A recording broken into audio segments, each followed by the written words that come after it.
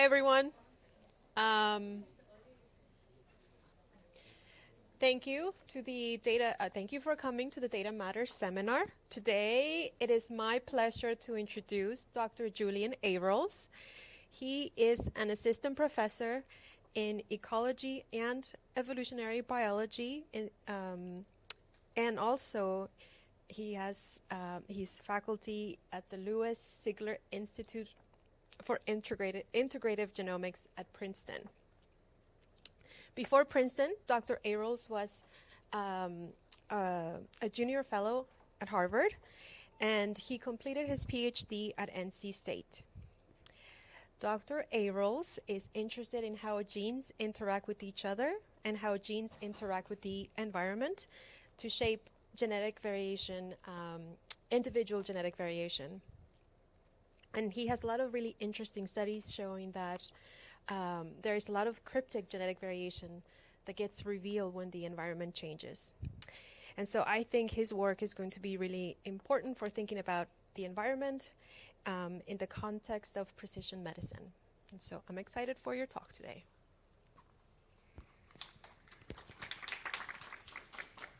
Thank you so much.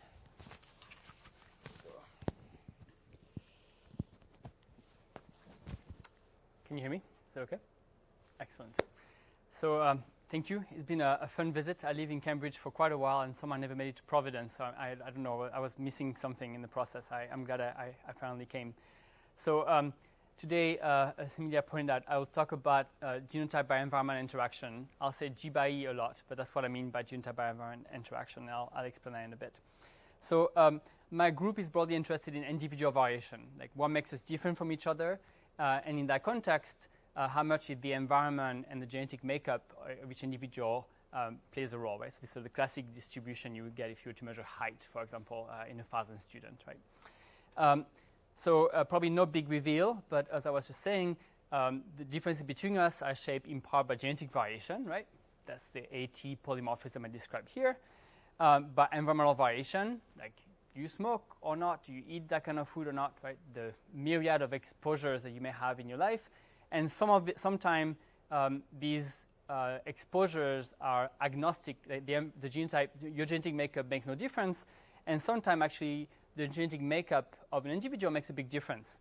So here I'm showing you an example of genotype by environment interaction where the phenotype of a given genotype is a function of its environment, right? So in this example, if you are an A allele, it doesn't matter whether you are in environment 1 or 2, but if you're a TT allele, or genotype, sorry, it makes a big difference, right? And you can imagine maybe there's a threshold, this is phenotype, this is BMI, and there's a threshold above which you're sick, right? So in this kind of setup, genotype by environment interaction may matter a great deal. Another way to think about this, which is sort of how I got into this, I'm actually an ecologist by training, so I thought this is a very ecological way of thinking about this. So this is your favorite phenotype, and this is environment 1.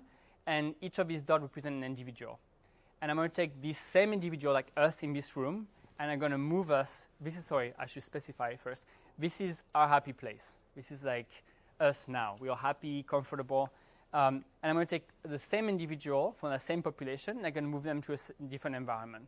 Maybe this is like your qualifying exam, or I give you a bunch of sugar just before the seminar. And what you notice, the first thing you notice is that the variance increases a lot under stress, right? This is a widely replicable observation. Under stress, the variance of population increases. And actually, the phenomenon known as decanalization, Waddington worked on that many, many years ago. And you can actually, because it's the same individual from the same population, you can actually connect each individual, and you get like a reaction norm, right, between individual. And the first thing you may notice is that some individuals sort of stay the course, right? Their phenotype stay within, let's call that the normal healthy range. And others sort of lose it, and they lose homeostasis. And again, imagine there's a threshold, let's put it here for the sake of argument, above which these individuals are sick, right? So this is a clear example where the genetic makeup of an individual may interact with the environment to shape that distribution. And so the overarching question of my research program, at least part of it, is why do some individuals appear to be more sensitive than others to environmental perturbation? What makes us more sensitive than others? Yeah, I will leave it at that.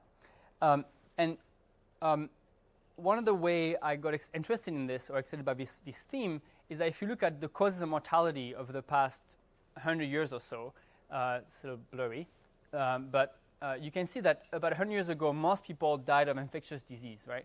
Of course, the irony is I'm saying that in the middle of a pandemic, but if you ignore that for a bit, today, most people die of non-communicable disease. These are all diseases that are deeply embedded in the environment, so the exposure we have, and yet have a strong genetic basis. We know that differences in BMI, for example, are highly heritable. Diabetes, your favorite flavor. Sorry. Okay, so this is sort of like one entry point into this question, and I'm particularly excited about a specific flavor of genotype by environment interaction, and a way of addressing this question, like why is it that as a species now we're dying from something so different, from such different things in such a short period of time. And one of the leading hypotheses has been this evolutionary mismatch hypothesis. The idea that as a species we evolve under a very specific set of circumstances and environmental context, and our genome, the genetic variation that segregate in our species, has been shaped by these forces, right? Positive and stabilizing selection. And then now our environment sort of clashes with this context and the genetic makeup.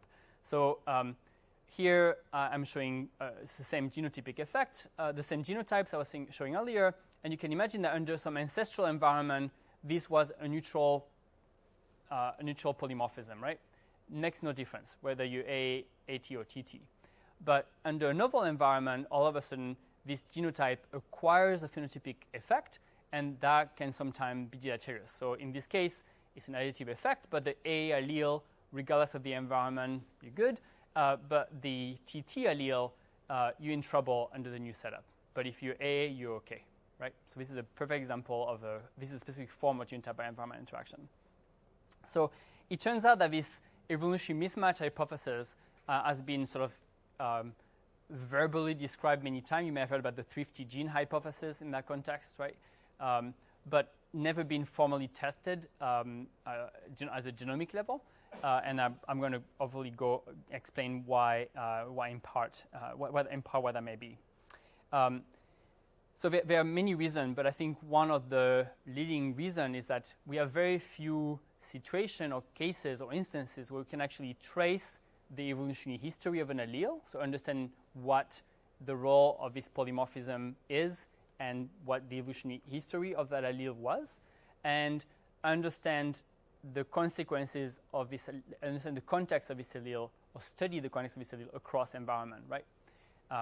And so the rest of this talk is going to be my attempt at explaining what we are doing to address this question at different scales and at different resolution. EMILIA called me doctor many times, which is awkward, just Julien. And hopefully this is like, I've been in this room most of the day. Now I feel like this is my home. So like, if you have questions, don't let me keep going. Right? I may say things, I know we come from different backgrounds. I may say things either because it's French and doesn't sound like right, or because you don't understand what I said. Like, don't let me keep going, okay? Just cut me off.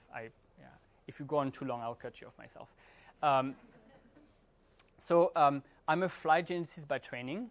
So we can do things in flies to address this question that we cannot do in humans. So I'm going to go over these 3 vignettes. Hopefully, by the end, they'll come together. But so we're going to start with a fly experiment. Then we'll tell you about something we're doing with human cell lines. And then finally, we'll end with some project that is involve human, a human genetic project. So the first one actually has to do with the genetic basis for lifespan variation in Drosophila. This is the work that was done by a postdoc in my lab, Lewis-Sigler, who is now a group leader at the Max Planck. Why lifespan? Well, it's a wonderful fitness-related trait. Right? It's like one of the quintessential traits that integrate all kind of things over the lifespan of an individual. So it's easy to tinker with. It's well understood that there's a strong genetic basis for variation in lifespan. you can actually increase the lifespan of a fruit fly by selection experiment by 70% over 20-some generations. So there's a lot of additive genetic variation for lifespan, and it can easily be manipulated. In this case, we're going to use diet, specifically high sugar. So we're using a fairly unusual setup, and the details actually don't matter so much. So even if some details are lost, don't worry about it. But what we didn't want to do is have to measure the lifespan of individual flies for hundreds of thousands of flies or tens of thousands of flies. So we actually flipped that problem around. What we did is went to Princeton, to an orchard, collected a bunch of flies, put them all in a giant cage, very smelly. For those of you who have never smelled fly, you should go to David Wren's lab. It smells like flies. And then we're going to do two things. We're going to actually take this cage. So it's like, imagine us in this room again, right? It's a very large, much larger number of people. And we're going to split this population into 6 cages. So again, from the same fly, from that one time point, right?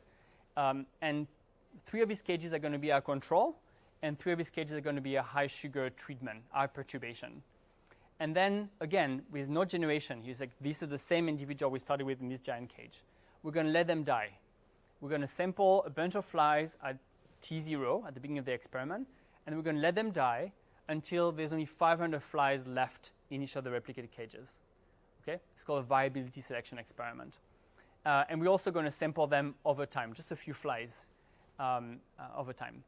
And so you can see that the high sugar, the control flies live quite a bit longer than the high sugar flies, right? Sugar is toxic to flies. The same reason it is in humans. Increased triglyceride, insulin resistance, all these things. Okay, and then the principle then is that we're never phenotyping anything here. We're just looking at change in allele frequency over time. Okay, by that, I mean something very simple. If an allele is good for you in the 500 fly that remain, that we're going to sequence, but I'll tell you that afterwards, you have increase in frequency, right? So the allele that is protective against dying of young age, increase in frequency, and the allele that is bad for you, that make you die early, will decrease in frequency, right? So what we can do is simply compare the allele frequency in the base population to the allele frequency at the end of the experiment, right? And so anytime we see a change in allele frequency between the young flies and the old flies, these are alleles that are somehow involved in lifespan. Is that clear? If this is not clear, I need to stop here. Okay. If you don't get this, it's your fault now. And so we have two outcomes, right? In some cases, maybe a shared effect. So like regardless if you are control or high sugar, these allele like change in frequency. And then be cases where the allele only change in frequency in one context, right? Only in high sugar is this allele good or bad for you. Yes? You with me? Okay. So what we did was actually sequence about 10,000 flies individually, do some we sequence flies. And then we do this test, right? Asking if there are differences in the frequency between here and there. Okay? And what we find, and that's really the only thing to remember here, is that 1 in 3 allele, like a third of the allele that we mapped, are context specific. So these are alleles that if you did the experiment only in the control setup, we would never detect as having an effect on lifespan. Okay, and that's a number that actually has been very hard to estimate. So like I want to get into the weeds too far, but like estimating the proportion of alleles involved in genotype by environment interaction has been hard. And the reason why we can do it is because we have so many flies. So the power of this experiment is very high. Statistical power is very high. And also the threshold established by very stringent permutation tests. So, okay, so that's one critical thing, and I'll get back to this. So keep in mind there's a third of the effect are context specific. But to test this evolutionary mismatch hypothesis, then we would like to know something about the evolution history. So are these derived or ancestral? Are they beneficial in one context or another? So again, I could talk about this for the next hour and only about this, but just for the sake of this presentation, keep it short, we can actually polarize an allele. So like is the T the ancestral form and the C the derived form? And we can play that game for each of the loci we mapped here. And what we find is that the shared allele are more likely to be ancestral, and the G by E one to be derived. So the more recent, the younger allele seem to be more environmentally sensitive. Okay, and I will skip the details of this for sure, but we can then ask, because flies have a similar demographic history that humans do, they especially followed us out of Africa. We can ask, what do these allele look like in Africa versus Princeton, and then infer from that whether or not they're beneficial or not. So if the frequency was high in Africa and low in Princeton, we can make some inference, and vice versa. And so take my word for it, which is something you should never do in a talk. The lifespan reducing allele in Princeton were beneficial or neutral in the ancestral environment, very much in line with this idea of an evolutionary mismatch, right? Okay. So that's it for that vignette. So we see a tremendous amount of G by E. 1/3 is a lot. The evolutionary history of this allele we uncovered seemed to impact the contribution lifespan, supporting this evolutionary mismatch hypothesis. And the context dependency may be the effect of the environment on the allelic effect, in this case, seemed like it's an important thing, not just a marginal thing. But we'll get back to this in a bit. Okay. Am I going too fast? Is okay? I always speak very fast, but okay, perfect. Okay, so still on this track of evolutionary mismatch, right? It's like this kind of experiment obviously couldn't be done in humans, right? That goes without saying. But flies have some limitations, and maybe there's something really funky about flies that give us a specific set of inference, and maybe humans would give us a different story. So we decided to ask this question in human cell lines, right? Like the most controlled possible experiment we can do, right?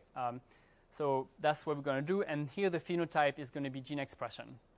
So this is the work of another postdoc in my lab who also left a year ago and now a PI at Vanderbilt. So this is an EQTL. For those of you who might not be familiar with that. So imagine there is a polymorphism at this location. So there's an AT polymorphism, just like I was showing you earlier. And all we're saying is that if you have the AA, which is 0 here, you make less of that transcript than if you have a TT. So it's a polymorphism that modulates the amount of gene, the amount of expression at a given locus. And the experiment is actually fairly simple. It was an incredible amount of work, but I was lucky to have people who could carry on this experiment.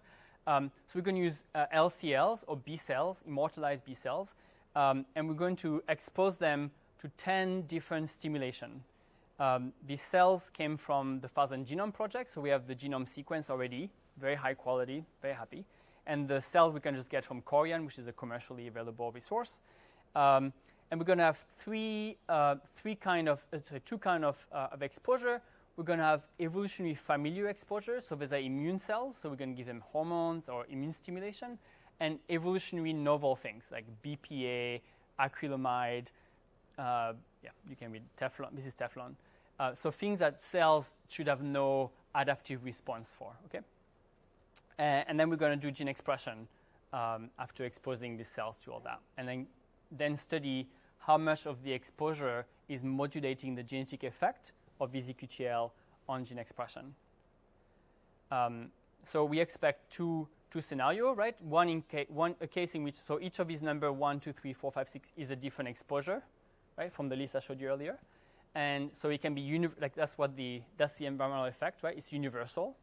Or it can be context specific. It's like only one exposure unmask a genetic effect on gene expression, and it can be some combination thereof, right? So in this case, I'm showing like this exposure, these 3 exposure change the expression of the gene, but the other ones don't, yeah? And what do we see? We see that about 77.5% of the EQTL are ubiquitous. So regardless of the exposure, this polymorphism does modulate the expression of the gene. And about 22% actually are context-specific, exhibiting a G by E pattern. So I don't know what that means to you, but actually this is a high number, right? That if you have no context for this is I wasn't expecting that higher number. This is a large proportion. And we'll talk about the implication maybe during our discussion afterwards.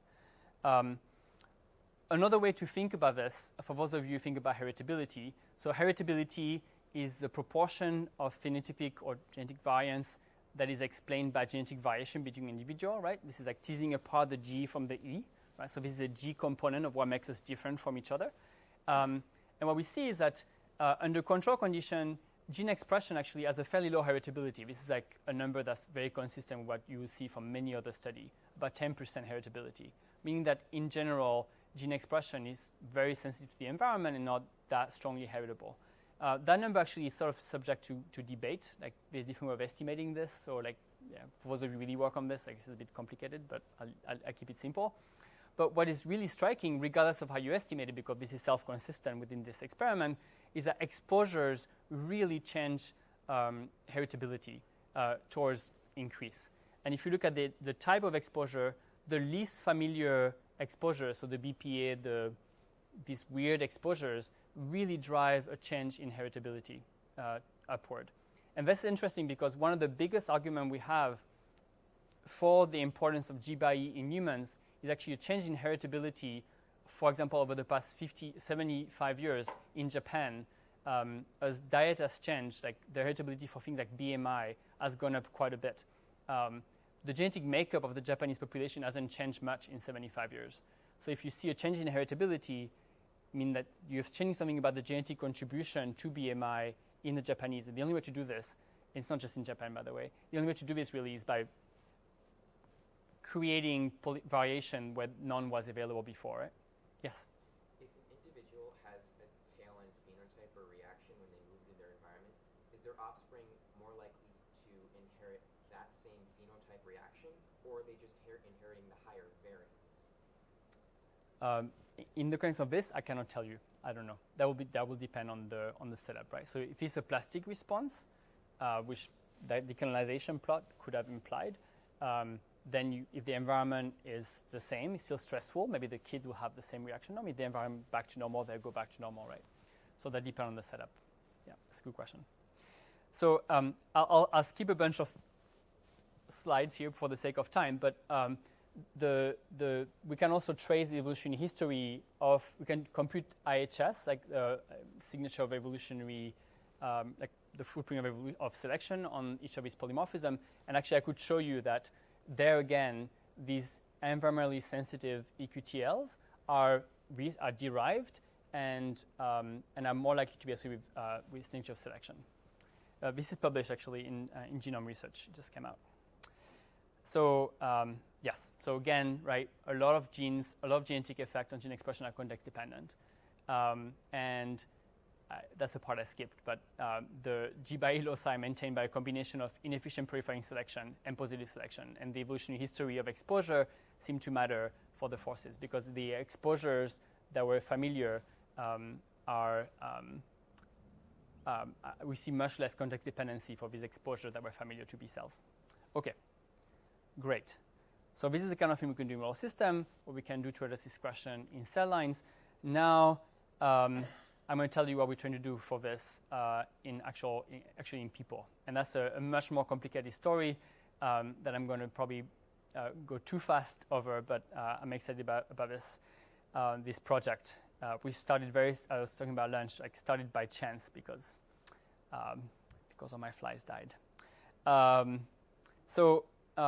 This is a story really aimed at understanding the evolutionary context of alleles and the phenotypic effect afterwards. Actually, I'm not forgetting to say anything. No. Okay. So this is a story that started in northern Kenya, in a place called Turkana. It is one of the hottest places in sub-Saharan Africa. It's actually also the birthplace of humanity in that broad region. Some of you may be familiar with the Turkana Basin Institute where Richard Leakey was working. This is where Turkana Boy was discovered. It doesn't rain. It rained less than 200 millimeters a year, and that was like quite a few years ago. It's been way worse for the past 4 years or so. And it's extremely hot. So these are average temperatures in that region, averages, right, overnight and day.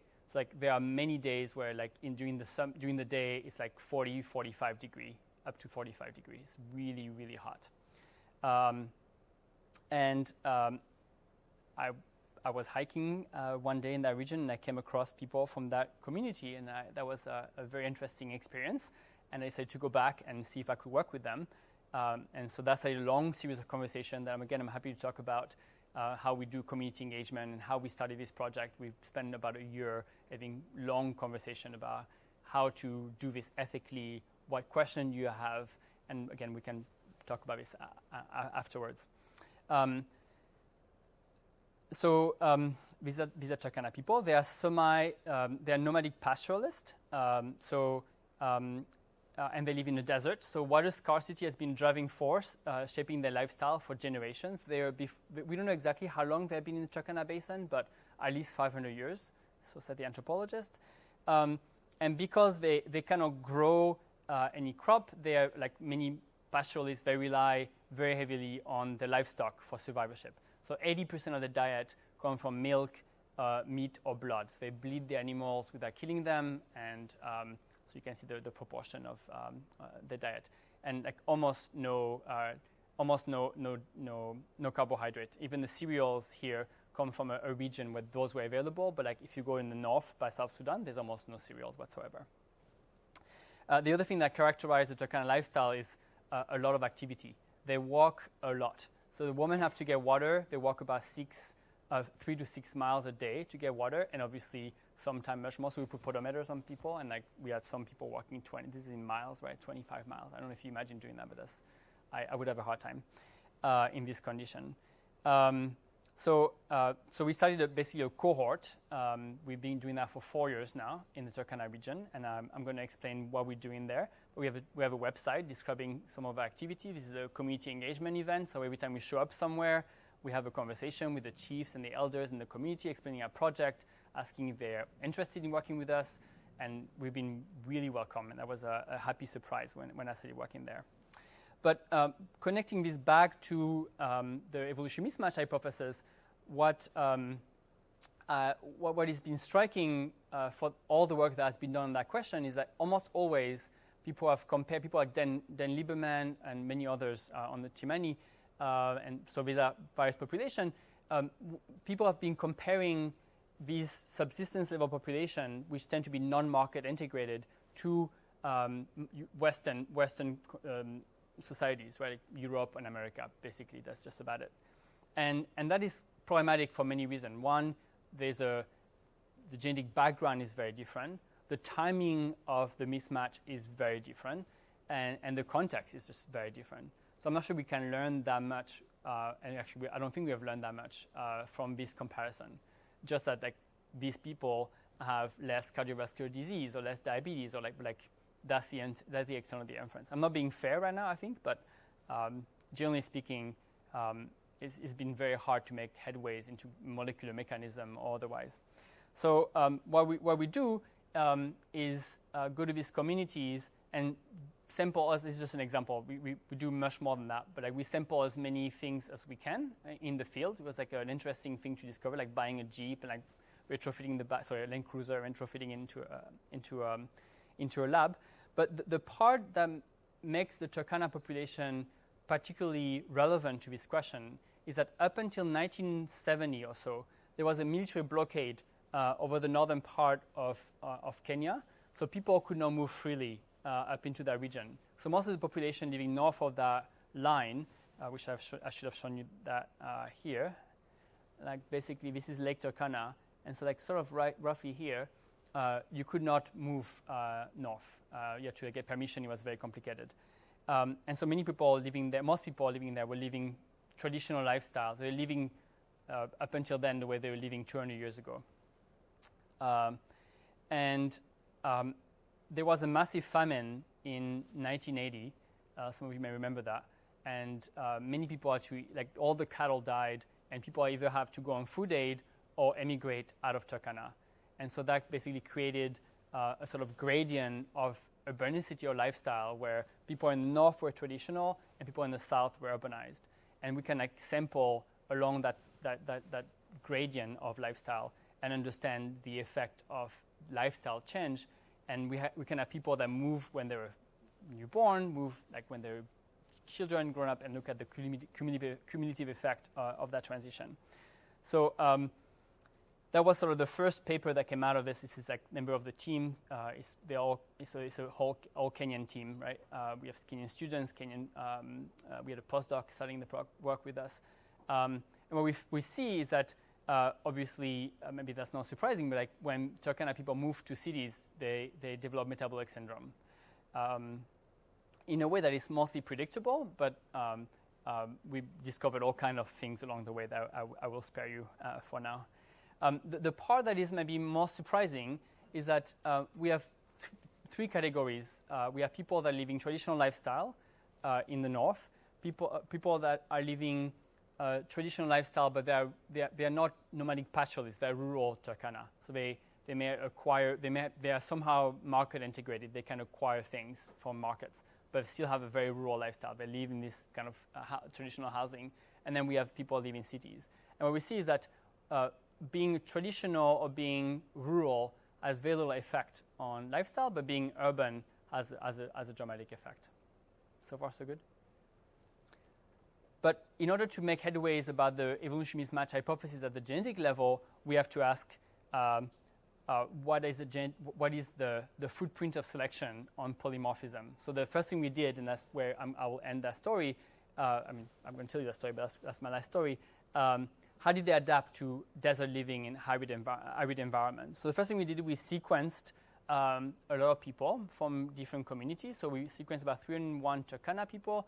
And these are communities that are surrounding the Turkana, because we were very concerned that admixture between the Turkana and these communities that they interact with and have been interacting for quite a while will sort of mess up our statistical inference of selection.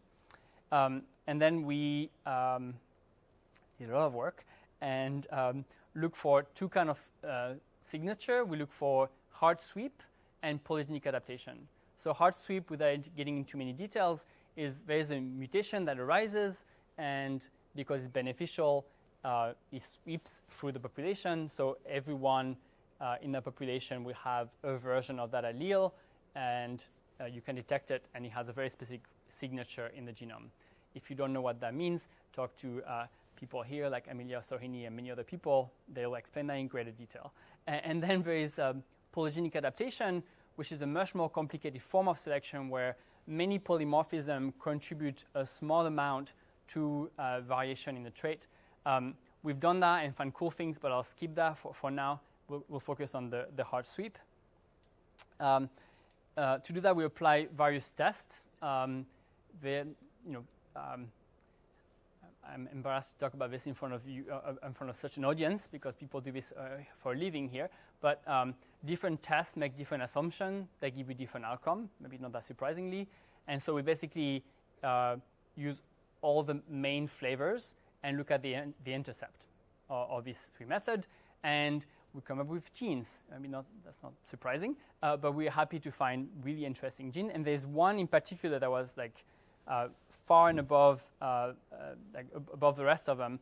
This gene called STC1. The signature is very clear. This is just an illustration of the IHS statistics. And it turned out to be a gene that has been implicated in glomerular filtration rate, which is basically how well your kidney filter urine, and blood urea level, and it's been implicated in chronic kidney disease, creatine level, urea. So clearly some kidney function, right? And that's interesting, obviously, because these are people who live in a desert, and also because the pastoralist people we work with, we measure urine-specific gravity, which is a measure of dehydration stress, and the Turkana in the traditional space are chronically dehydrated. You can see that from here. This is really elevated dehydration stress compared to the urban people. And it turns out like someone already did the validation experiment for us more than once. So actually, this STC1 gene has been shown to be involved in response to dehydration stress. So you can see that rodents that were deprived of water had the expression of that gene go up under dehydration stress, but also that this gene is sensitive to ADH, which is vasopressin, which is diuretic hormone, antidiuretic hormone, and you can see very clearly that increased expression of these genes help you survive dehydration stress longer. So this is kind of a cool just so adaptationist story that I like a lot. And then just like for people who do PopGen, I had to include that. I'm not. This is voodoo. This is like magic. But we work with this amazing former student of Philip Macer, Ian Vasconcelos, who developed this really cool method to estimate. It's a machine learning-based approach, and he estimated the sweep to be about 200 to 300 generation, with a very high selection coefficient. This is a very, very strong selection coefficient. I don't know if that, again, it's all about relative and expectation, but like this is very strong. And so now what we can do, and I will end there because I'm at the 35-minute mark, but we can now walk throughout the genome, ask for each of the polymorphism that we implicate in, say, cardiovascular disease through GWAS or otherwise, and ask about the evolutionary history of these allele. We have evidence that they are neutral under selection? Where do they come from? And do exactly what I showed you in the fly earlier really quickly in the context of this population.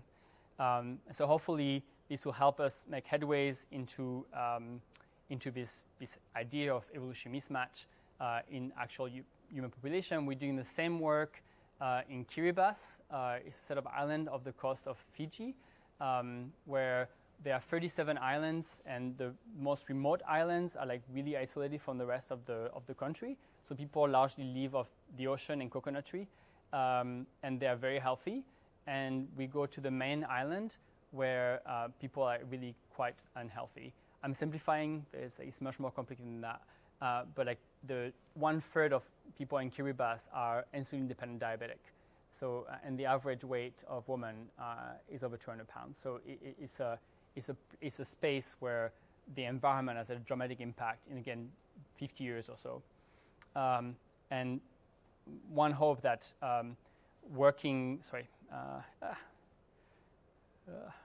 here we go. One hope that working with communities that are still, where we can still contrast subsistence level lifestyle, measuring health, understanding the genetic effect, will allow us to answer this question. And I think the communities we've approached, so this is a work done by various PIs, and in all these cases, the community we work with are actually very interested in understanding what's going on. They are sort of driving some of the questions because they see obviously their health degrading in this transition, this globalization effect has been very deleterious. In some cases, climate change is in part responsible. In Kiribati, they're going to be the first climate refugees of the world. The islands are going under. The president of Kiribati already bought 100 acres of land in Fiji, so they're going to relocate the country in another country. It's like hard to fathom. And I think I don't know, I have no crystal ball, but in 10 to 15 years, most of these communities mapped here, I'm showing here, will have largely abandoned the traditional lifestyle.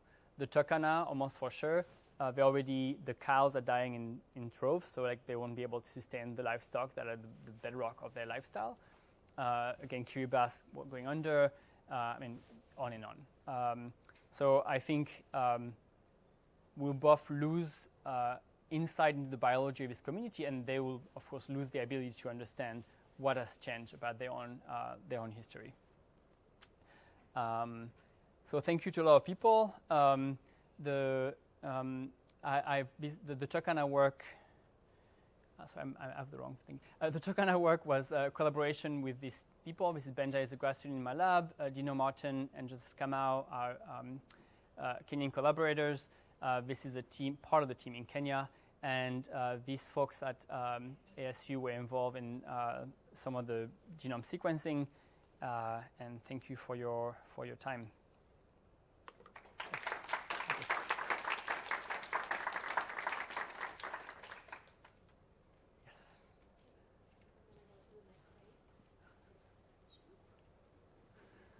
Absolutely.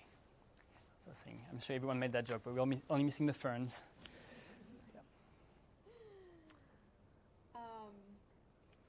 Thank you. So I'll Sure. start with the first question, and then I'll open it up to the audience. Thank you for your talk.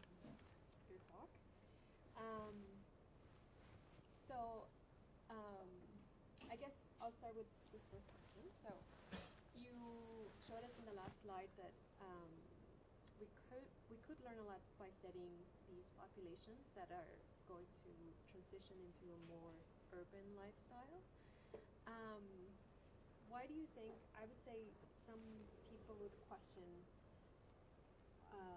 whether or not we're going to learn something from these from these populations that have a very specific lifestyle and are mostly isolated. So how would you answer that? Like, why is it useful to study these populations? That's a very good point. So to some extent, in light of project like UK Biobank, right, where you have 500,000 to 1 million people in these databases, why go to this population where in some cases, right, like, there are like maybe 100,000 people max, right, like from that community. You're not going to get the million plus no matter what you do. So I think there are two answers to this question. One, we are maximizing the environmental context. We can actually understand, we can measure aspects of the environment that is dramatically different between people. So in the UK, for example, for the UK Biobank, I'm sure there's variation. There is obviously variation between how much people run and what they eat, but this variation is so heterogeneous. I think actually also I don't have to think. Like we've now made progress understanding G by E from these kind of approaches. So I think that the maximization of the differences in lifestyle is critical, and also the biology is simply different. Like the alleles that we're mapping. So this STC1 polymorphism, for example. Can we turn this off? Sorry. Thank you. Sorry. Thank you. Sorry. Otherwise, I don't like the spotlight, I guess. Thank you so much. I lost my thoughts. But I was going to say that thank you. The STC1. Thank you. Like this region is not variable in Europeans. So like in terms of driving variation in gene expression. So like the region that is under selection in the Turkana is not variable. So you miss that biology, right? I think is going to happen over and over again. I don't know if it's a satisfying answer or it's very hand wavy. It is very hand wavy, but that's the best I have for you. Yeah.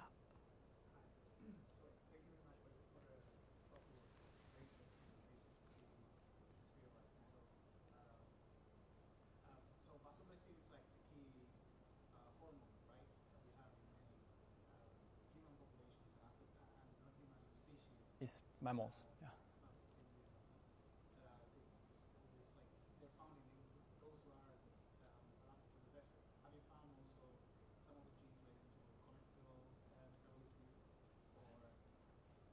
It's funny, yeah. It's funny you saying that. So I don't want to get. I'll give you a short answer. We can talk offline afterwards. But like one of the most striking things. So Benjamin Muhaya is one of the graduates in my lab.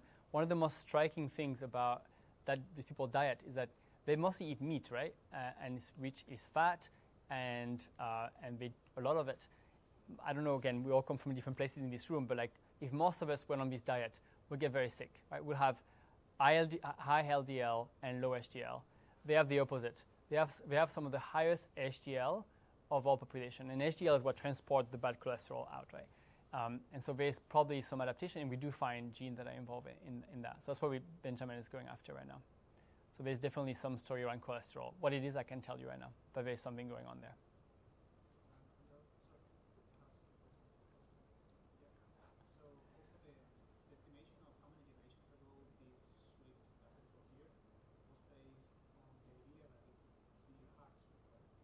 No, it's a soft sweep actually. Yeah, this we'll have to talk offline, because as I said, it's magic. I'll show you what Ian did, and I can repeat what I've understood it did, like how it works exactly and why it works. It's consistent with CLUE, for example, that I can tell you more about. So CLUE is a classic approach. That's very consistent what we find compared to CLUE. Yeah.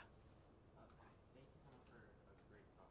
Thank you. I had a question about, my name is Chip, I'm a PhD student here at UCSD.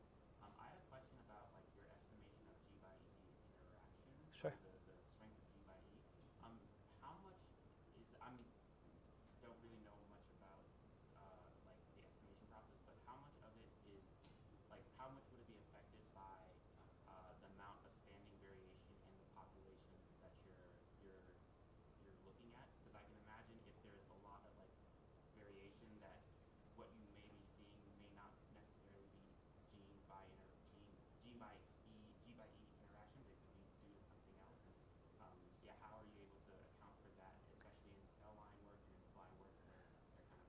Yeah.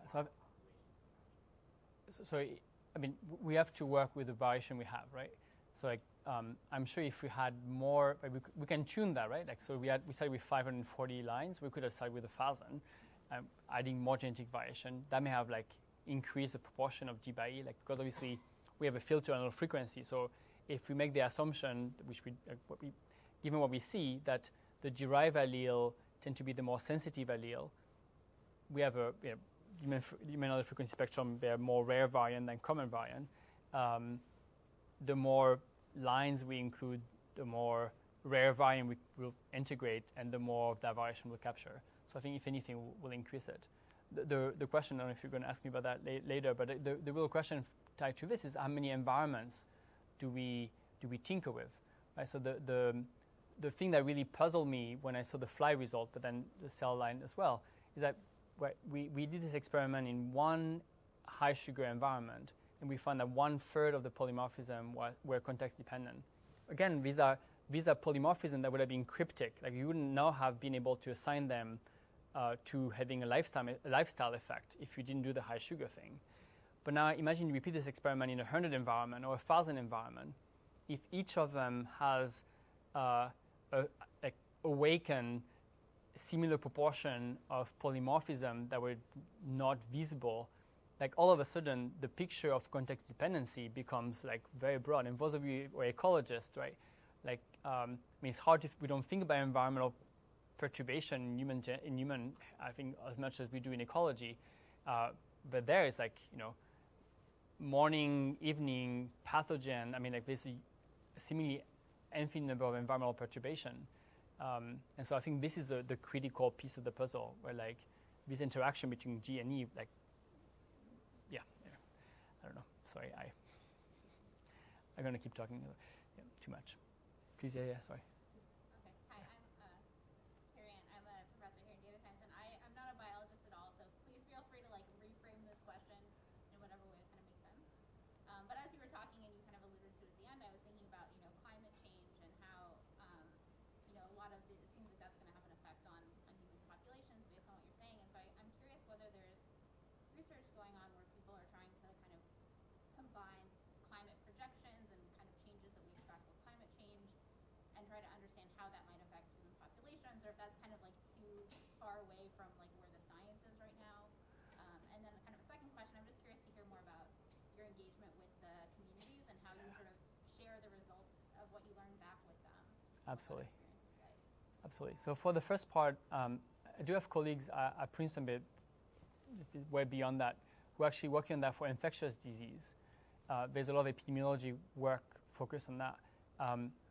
Rarely are people studying non-communicable disease from an epidemiological perspective in light of these changes. And it's tied to food security and insecurity and so many things. One of the collaborators on this project is in the nutrition department at Harvard, and he works on that a lot, especially in the Kiribati project. And I would love for someone to join the team and look at this. I think it's becoming very hard to predict the future, even from the climate perspective. Like in Turkana, this is the fourth year in a row where they missed the rainy season. It's becoming it's going to be a very big deal now. And I don't think anyone would have predicted that to that extent. Like, I don't think any model would have predicted they would be so bad so fast. But yes, that's very worth discussing. To your second point, again, studying as a fly geneticist, I obviously had no training and no business doing this initially, I'm going to say. And so I took it very slowly. Right? I consulted with a ton of people about how should you approach this, what people are looking at, what people have done wrong. And really spending many nights in the bush with the people we're working with, understanding what they were interested in. So actually, just 10 days ago, I was in Kenya for a community event, and we basically brought. So Princeton runs a field station in Kenya, in Laikipia, on the foothills of Mount Kenya, and we built a lab there, that's sort of a training station for many students. Some of you may have been there before. It's called Impala, and we brought to Impala 15 or 17, I forgot, people from Turkana to that station to sit down for 3 days to talk about, we've been doing there for 4 years, right? So like an assessment, what have we done wrong, what have we done right, what should we be asking, what have we not been asking. And it was like, I was a bit nervous going into this, expecting, I actually didn't know what to go about, like complaints, maybe like things we screwed up. But actually, no, it was the opposite. Like what they wanted is more engagement, more research.